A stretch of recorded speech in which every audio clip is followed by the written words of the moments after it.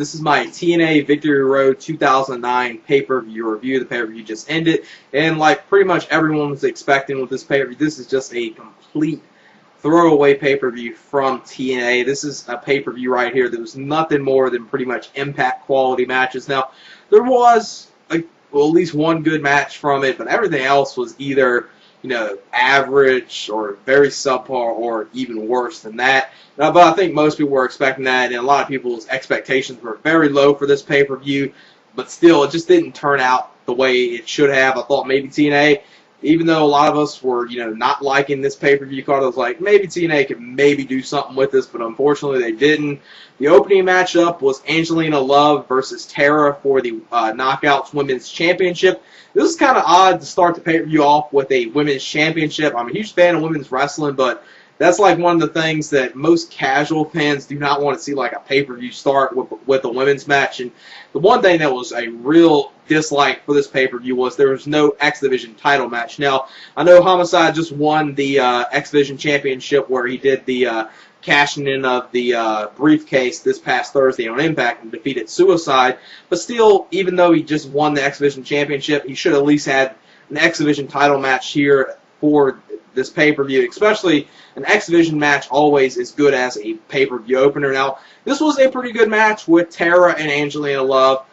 Pretty much an average match between these two. I thought this was a better match than the match they had at the last, not last TNA pay-per-view, but the on their Impact match where Tara won the Women's Championship. Now, a little questionable booking here from TNA. Now, what they did here within this match, there was one part where the beautiful people were outside the ring. They got the hairspray, and they were trying to spray it in Victoria's eyes, accidentally sprayed it in Angelina Love's eyes. Then it looked like Victoria was going to go for the win, and as soon as she went for the pinfall, just a 2 count. Then at the end of the match, Victoria got pinned 1, 2, 3. Her foot was on the rope, but the referee didn't see it. And you expect, okay, maybe this match is going to get restarted, but they didn't do that. They just played it off that it's the referee's fault, and he cost Tara the belt.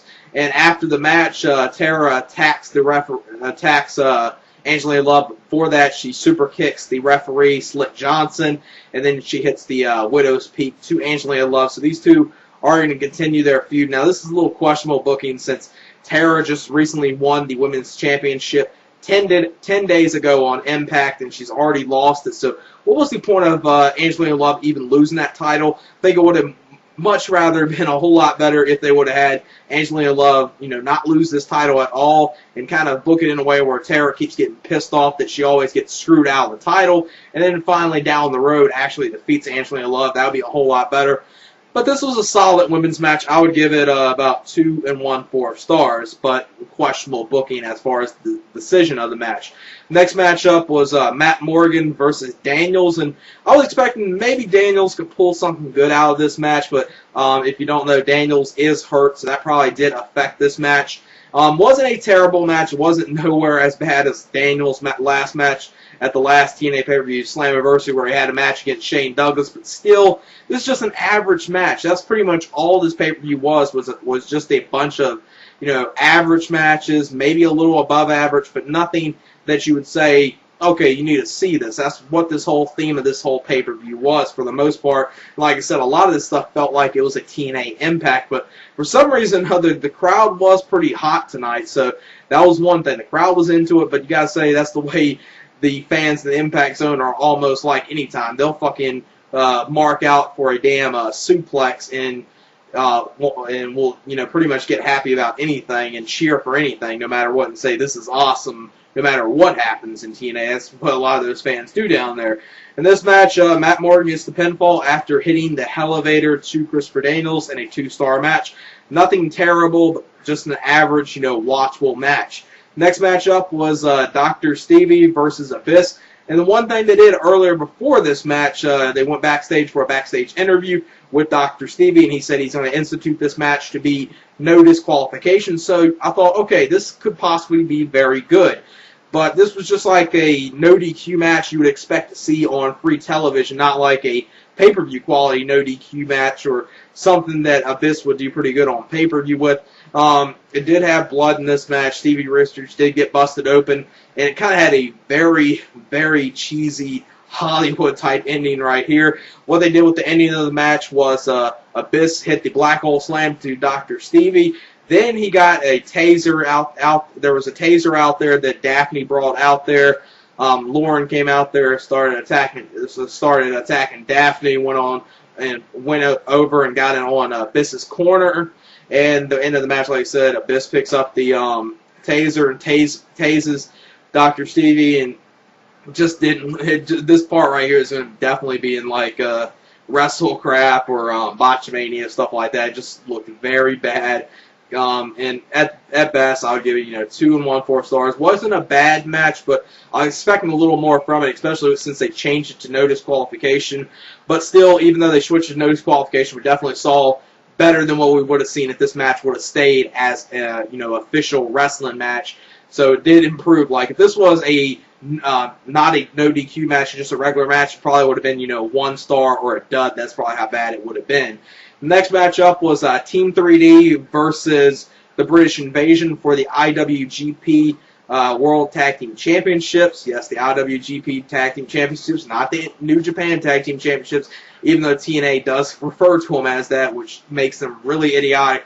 After the match, thankfully, I don't know if it was just a slip-up on Mike Tenay's part, but he actually referred to the titles actually as its real name and not what TNA wants to refer them as. And this was just an average tag match, just like the other tag match later on in the evening. Nothing too special in here. Team 3D pick up the victory like everyone expected. They retain the IWGP Tag Team Championships after hitting the 3D to Brutus Magnus. Then after the match, you see Kiyoshi and Sheik Abdul Bashir come out there. They attack Team 3D.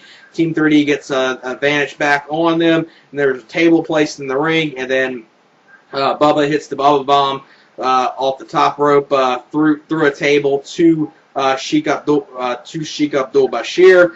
And this match right here, 2 1/4 stars. Like I said, you're pretty much seeing what these ratings, what this pay-per-view was. And then the next matchup was Sharmell versus Jenna Maraska.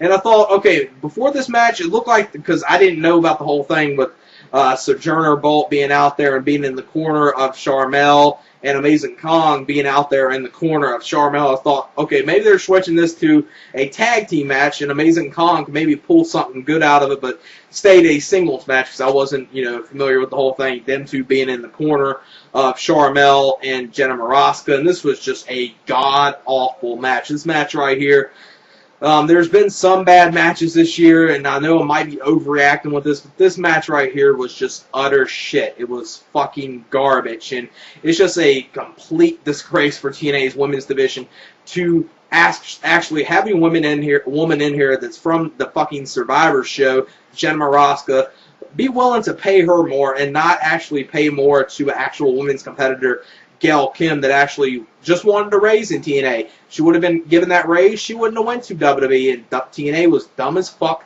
not to just give her the raise, and yet, instead of giving her the raise after, Gail Kim didn't, re-sign with TNA, they got Jenna Maraska, and somehow someone from Survivor, and not even a recent Survivor season, somehow actually gets paid more than that. And she does look good, I'll give her that, but she's a fucking terrible worker. I don't know why this match was on here. How the fuck did this match get on here and not an X Division title match? It's just fucking ridiculous. This match doesn't even deserve, 1 star. I'm just going to say this match is a dud. That's how bad it was. Then the next matchup was Kevin Nash versus AJ Styles for the Legends Championship. And what I'm about to say right here pretty much shows how this pay-per-view was. This was the match of the night. Yes, not Kurt Angle, but Kevin Nash versus AJ Styles was match of the night. And it was actually an enjoyable match. I actually did enjoy this match. This is the only match of this pay-per-view I would give 3 stars to. Everything else is below 3 stars, or hell, almost everything else is 2.5 stars at best. But this match was enjoyable. I liked the way this match was. What they did at the beginning, AJ Styles got in a good amount of offense. Nash dominated him, and it went back and forth in a good way. And Nash did go over in this match after hitting the choke slam to AJ Styles. But the way this match was booked, booked. It didn't hurt AJ Styles, and plus I really wanted this Legends Championship to be taken off of AJ Styles, so it actually works better for him since the Legends title wasn't really doing much for AJ Styles, but pretty much holding him back from actually being able to go for the World Heavyweight Championship. So now with that title off of him, unless TNA wants to have another Kevin Nash versus AJ Styles match, then I'm pretty sure you're going to slowly see AJ Styles progress back to the main event, which definitely needs to happen. And the thing I'm hoping to see happen, I'm hoping to see at Bound for Glory, Kurt Angle versus AJ Styles, and AJ Styles wins the Heavyweight Championship. Not only would that be a great match, but that would be a great moment for TNA. Then the next matchup is for the TNA World Tag Team Championship. Scott Steiner and Booker T teaming up to take on Beer Money Incorporated of James Storm and Robert Roode. This was like the Team 3D match, just an average tag match, nothing really special. Scott Steiner did, perform pretty good in this match. That was probably one of the highlights in here. And Beer Money is a good tag team. Just, I don't want to see Scott Steiner and Booker T team up, and I highly doubt that many people want to. And not only that, the way this match ends, you have Scott Steiner and Booker T win the TNA Tag Team Championships over a very credible team, Beer Money Incorporated, which, just defeated Team 3D, and Team 3D kind of put them over, and were putting them over as a top tag team. And then they lose to two old WCW guys and Scott Steiner and Booker T. Now they look like a complete joke, and they don't even look like they should even go for the Tag Team Championships after losing this. This makes them lose pretty much a lot of their credibility. Not all of it, but a good degree of their credibility. In this match, I would give 2 1/4 stars. Then the next matchup was Samoa Joe versus Sting, and I was expecting, okay, maybe this match could be pretty good, because their match at Bound for Glory 2008 was pretty good. I didn't like Sting going over and winning another World Heavyweight Championship at Bound for Glory yet again last year, but it was still a good match, so I was expecting somewhat of that caliber of a match. Unfortunately, you didn't get that. This just was a very bland and boring match. Just wasn't enjoyable at all. Wasn't, one of the worst matches of the night, but I was expecting a whole lot more out of it, and I'll just give it, 2.5 stars. The way the match ends is Sting's got Samoa Joe in the Scorpion Deathlock. Joe looks like he's about to tap. Then Taz's music hits, because I'm pretty sure no one was surprised to see Taz here. One of the secrets, TNA did a terrible job of trying to actually hide that it was Taz. I'm pretty sure everyone already knew it. And hell, they were even going as far as on their website earlier today, they were having, the number 13, the color orange, and FTW on the side. I mean, TNA, if you want to do something, at least try to make it seem like you're trying to keep something a secret, not just completely giving it away. And Taz just came out there, standing in the corner. That's all he did, kind of distract Sting for a minute. And Joe put Sting into the Kikita Clutch or the Taz Mission, because that's the kind of version of that maneuver that he did do to Sting. And this was just, 2.5 star match. I was expecting a whole lot more out of it. Then you got the main event of the evening, which was Mick Foley versus Kurt Angle for the TNA World Heavyweight Championship. And this match pretty much is summed up earlier in the evening by Kurt Angle, as Kurt Angle, in some way, I guess, because he did kind of like a heelish promo. He's like, you're not going to see the technical, great quality Kurt Angle match tonight. I'm just going to go out there and get the job done. That was pretty much what this match was. Kurt Angle, Mick Foley, just a match you would expect to see on Impact, not a pay-per-view match. And I wasn't expecting anything from this match at all. It actually probably was a tad bit better than what I was expecting, but that's not really saying much, since I was expecting 0 from it. I maybe got, a solid, watchable match right here, and I'll give it 2.5 stars. Kurt Angle retains the TNA World Heavyweight Championship. So, in this evening, you have the Main Event Mafia walk out with the World Heavyweight Championship, with Kurt Angle retaining the World Heavyweight Championship. Sting, not Sting, but Scott Steiner and Booker T winning the TNA Tag Team Championships, and Kevin Nash winning the Legends Championship. So pretty much the Main Event Mafia went over in every match right here, especially since somewhat, you got to say Samoa Joe's a part of the Main Event Mafia, and he won his match. So the Main Event Mafia won every single one of their matches. And this pay-per-view right here, just pretty much stay clear of it. If you do check anything out of it, check the Kevin Nash versus AJ Styles match, because I thought that was actually a pretty enjoyable match. Not a great match, but probably the best match of the night if you actually want to check anything out from it. I'll give this pay-per-view a 4 out of 10. I know some TNA fans are pretty much say, oh, you're being too harsh, you're hating TNA. Well, this pay-per-view right here just it pretty much gives what my problems are with TNA. This pay-per-view right here just wasn't anything good at all right here. And I know a lot of companies, okay, they have some throwaway pay-per-views, but you can at least, with a throwaway pay-per-view, you can at least put on maybe 1 or 2 matches that actually make it seem like it's worthwhile for the viewing of it. And, even though I enjoyed AJ Styles and Kevin Nash, it still wasn't a match that screamed out, you need to see it. It was just, I'm only giving it credit because as bad as this pay-per-view was, that was the only match I actually pretty much enjoyed at all. And yeah, that's it for my review of TNA Victory Road 2009. Peace.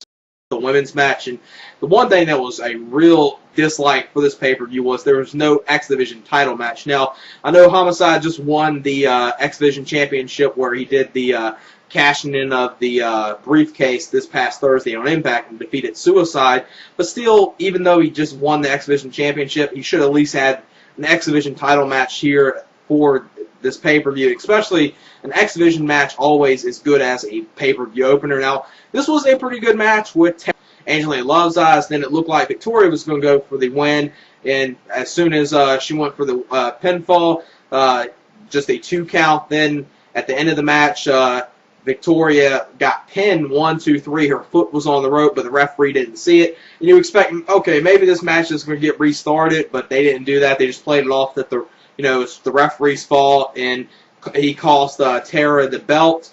And after the match, Tara attacks the referee. Tara and Angelina Love, pretty much an average match between these two. I thought this was a better match than the match they had at the last, not last TNA pay-per-view, but the on their Impact match where Tara won the Women's Championship. Now, a little questionable booking here from TNA. Now, what they did here within this match, there was one part where the beautiful people were outside the ring. They got the hairspray, and they were trying to spray it in Victoria's eyes, accidentally sprayed it in very low for this pay-per-view, but still, it just didn't turn out the way it should have. I thought maybe TNA, even though a lot of us were, not liking this pay-per-view card, I was like, maybe TNA could maybe do something with this, but unfortunately they didn't. The opening matchup was Angelina Love versus Tara for the Knockouts Women's Championship. This is kind of odd to start the pay-per-view off with a Women's Championship. I'm a huge fan of women's wrestling, but that's like one of the things that most casual fans do not want to see, like a pay-per-view start with. This is my TNA Victory Road 2009 pay-per-view review. The pay-per-view just ended, and like pretty much everyone was expecting with this pay-per-view, this is just a complete throwaway pay-per-view from TNA. This is a pay-per-view right here that was nothing more than pretty much Impact quality matches. Now, there was at least one good match from it, but everything else was either average or very subpar or even worse than that. But I think most people were expecting that, and a lot of people's expectations